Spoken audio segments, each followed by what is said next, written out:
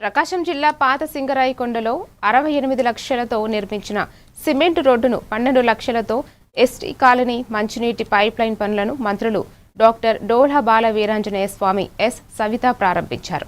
అభివృద్ధి సంక్షేమం కూటమి ప్రభుత్వానికి రెండు కళ్ళు అని మంత్రి డోలా పేర్కొన్నారు.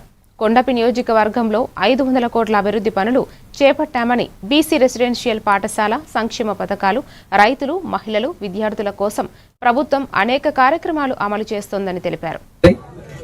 ఏదేమైనప్పటికీ కూడాను అభివృద్ధికి సంక్షేమానికి మన ప్రభుత్వం నిదర్శనం. మన మొత్తం అభివృద్ధి అనేది కూడా మనమే చేస్తాం.